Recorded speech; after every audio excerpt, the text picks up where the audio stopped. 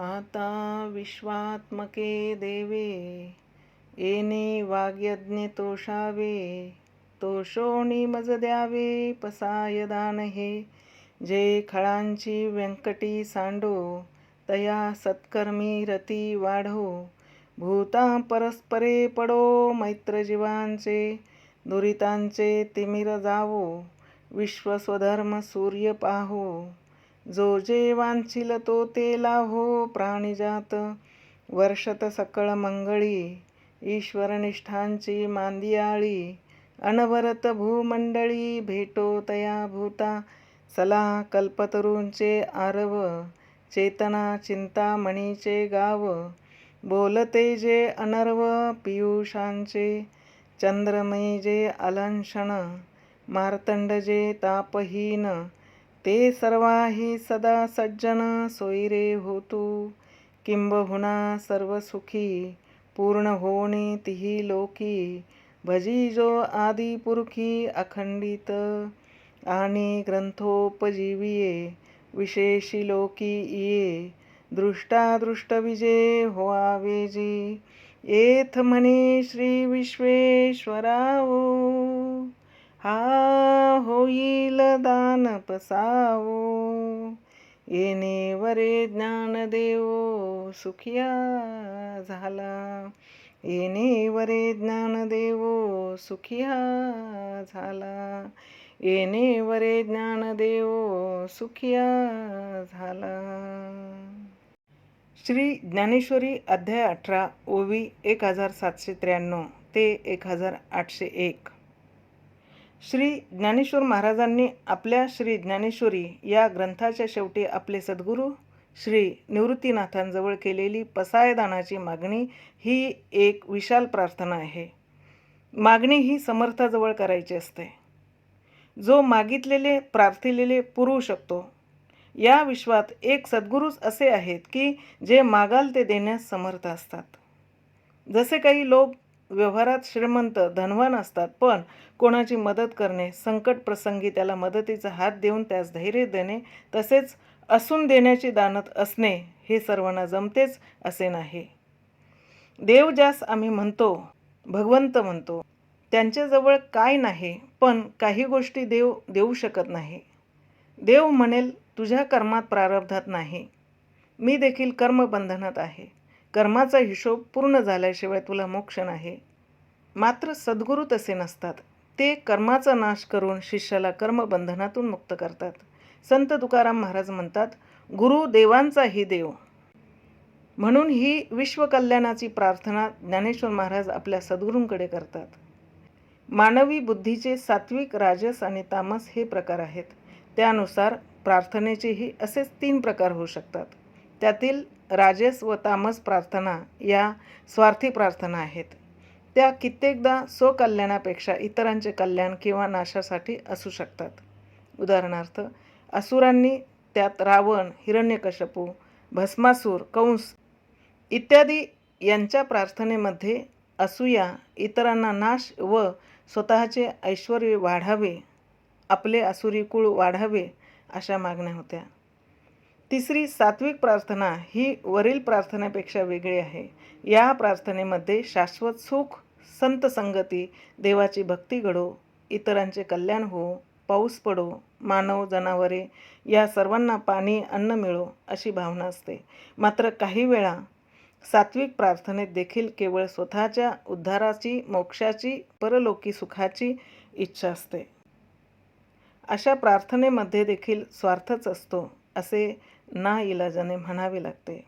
परंतु हा स्वार्थ परदुःखाला कारणीभूत न होता शाश्वत सुखाचे कल्याण करणारा आहे.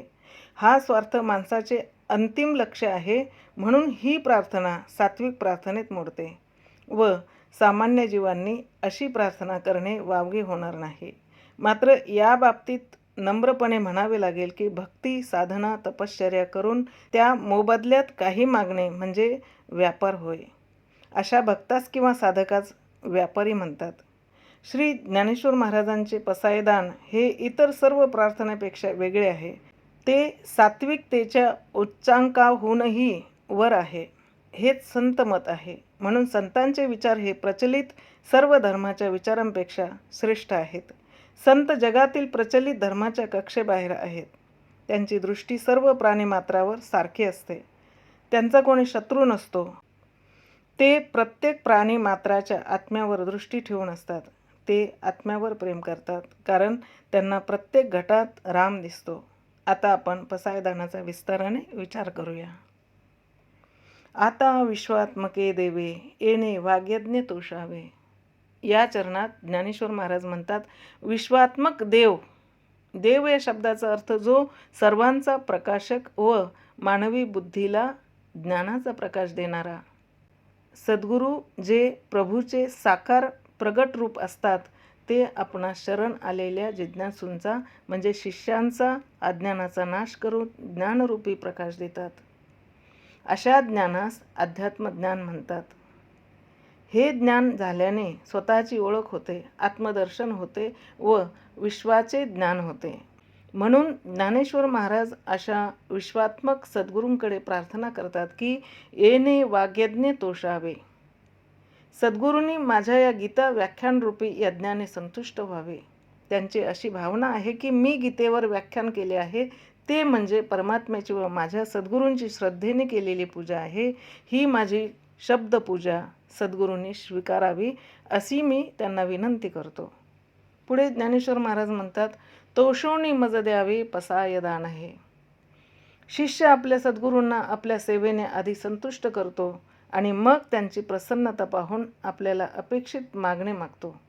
ते मागणे सर्वांच्या हितासाठी म्हणजे देणाऱ्यांचे अंतःकरणही हेलावून जाते.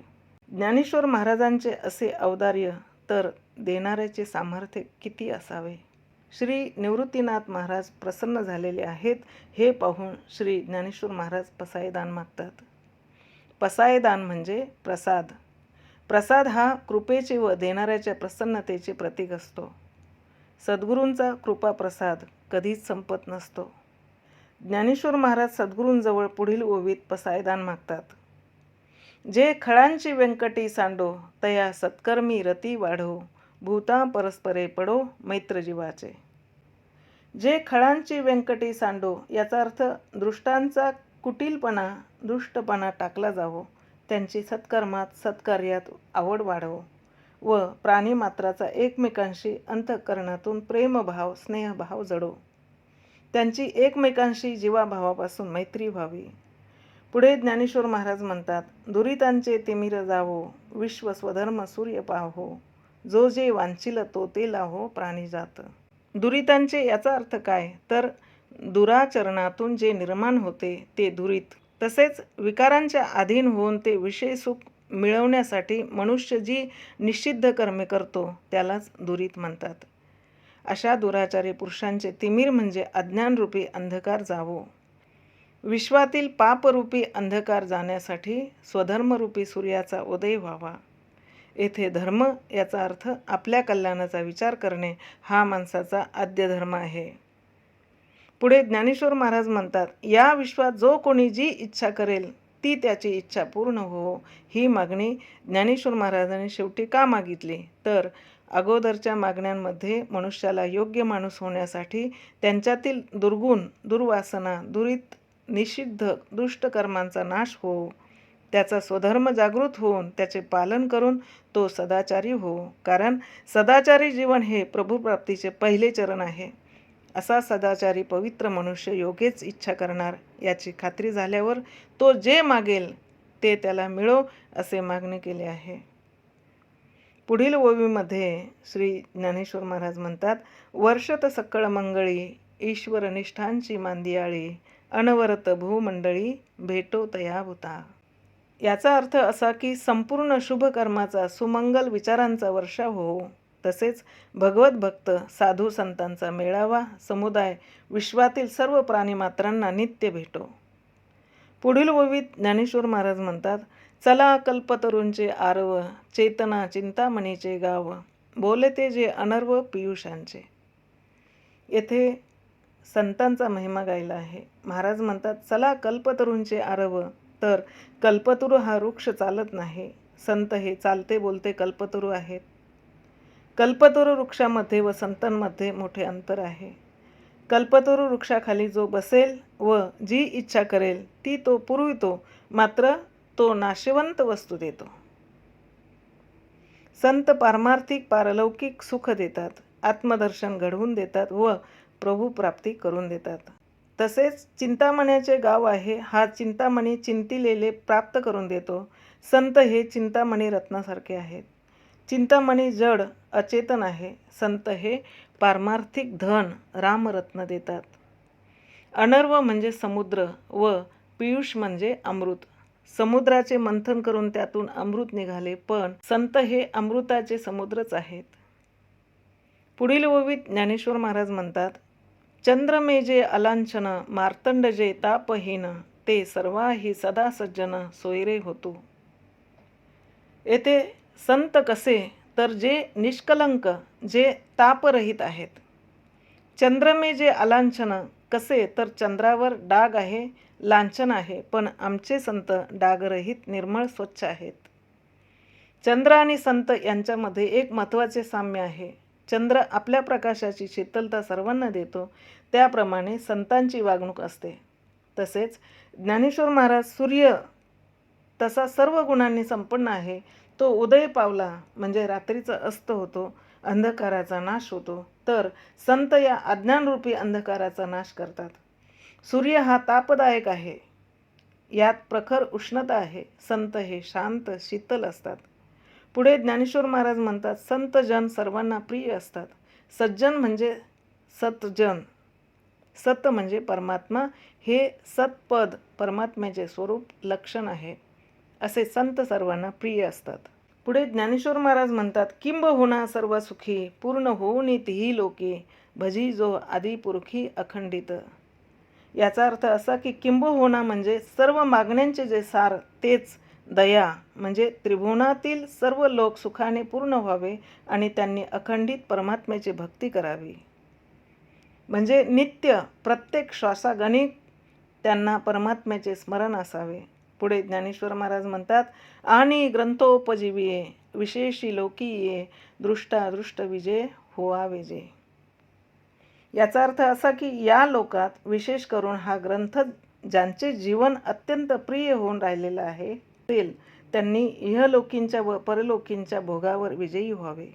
पुढे ज्ञानेश्वर महाराज म्हणतात, एथ म्हणे श्री विश्वेश्वरावो हा होईल दान पसावो एने वरे ज्ञानदेवो सुखिया झाला.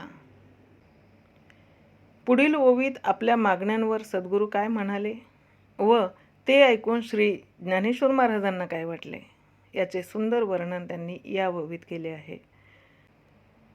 ज्ञानेश्वर महाराजांची विश्वकल्याणकारी आत्यंतिक हिताच्या भावनेने विशाल अंतःकरणाने करुणाभावाने भरलेली सर्व मंगलरूप प्रसादाची मागणी ऐकून तो विश्वाचा परम ईश्वर, देवांचाही देव, सर्वोपकारी समर्थ सद्गुरू श्री निवृत्तीनाथ पूर्ण संतोष पाहून म्हणाला, तथास्तु. हे मागितलेले पसायदान तुला मिळेल. श्री गुरुमुखातील उल्हासित करणारी दैवी अमृतवाणी ऐकताच श्री ज्ञानेश्वर महाराज कृतार्थ झाले. त्यांना आपल्या जीवनाची धन्यता वाटले. आपले जीवन धन्य झाल्यासारखे वाटून ते अत्यंत सुखाने भारावून गेले.